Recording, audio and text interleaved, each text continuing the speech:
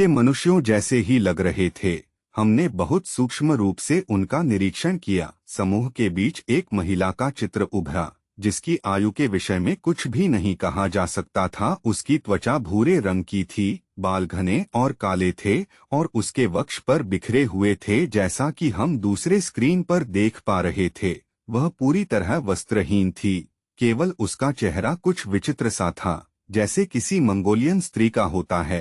जब मैंने उसे देखा तब पहले पहल मुझे यह एहसास नहीं हुआ कि वह विचित्र चेहरे वाली है, बल्कि मैंने केवल इतना ही सोचा था कि हमें मनुष्यों की एक और वंशावली से मिलकर संतुष्ट होना होगा, जो पृथ्वी के मनुष्यों से केवल थोड़ा सा भिन्न प्रकार की थी, जैसा कि वैज्ञानिक काल्पनिक कथाओं में अक्सर वर्णन मिलता है। सभी विद्रूप, बड़े कानों वाले या ऐसे वैसे। फिर हमारे पास और भी चित्र थे, जिनसे लग रहा था कि ये पुरुष और स्त्रियां पोलिनेशियन वंश से मिलते जुलते थे, लेकिन इतना बिल्कुल साफ हो चुका था कि इनमें से कम आधे लोग विद्रूप, विकृति संपन्न या कोढ़ जैसे रोग से ग्रस्त थे।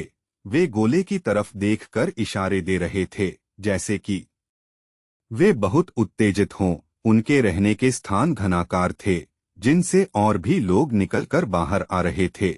मैं उनके निवास स्थानों के विषय में और भी कुछ कहना चाहूँगा। निवास स्थान दूसरे विश्व युद्ध के दौरान निर्मित ब्लॉक हाउस जैसे लग रहे थे, जिनके ऊपर बड़ी और मोटी चिमनियां लगी थीं। मेरे अनुमान के अनुसार वे हवा और रोशनी के आने जाने के लिए लगाई गई थीं। उनकी ऊंचाई केवल सतह से 1 मीटर की थी। सभी ब्लॉक हाउस एक जैसे बने थे और उनसे बाहर निकलकर आने वाले सभी लोग छाया की तरफ स्थित दरवाजों को खोलकर निकल रहे थे।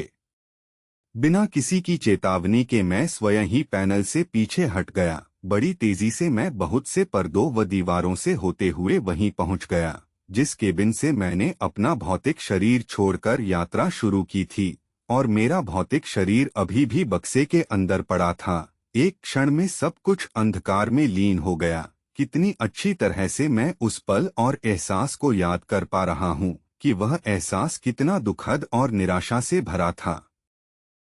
जब मैंने अपने शरीर को हिलाने की कोशिश की तो लगा जैसे कि मेरे हाथ पैर लैड के बने हों, या जैसे कि मुझे लकवा मार गया था। मैं समझ नहीं पा रहा था कि वह क्या था जो मुझे हिलने डुलने से रोक रहा था। मैं यह मानता हूँ कि मुझे थोड़ा डर लग रहा था, और मैं पूरे दिल से चाह रहा था कि एक बार फिर से मैं अपने भौतिक शरीर से बाहर आ पाता, लेकिन मैं चाह कर भी ऐसा नहीं कर सका। मुझे नहीं पता कि कितना समय यूं ही गुजर गया और केबिन फिर से अनंत शांतिदायक नीली हरी रोशनी से भर गया। अंत में ताओ ने प्रवेश किया। उसने अब नया सूट पहन रखा था।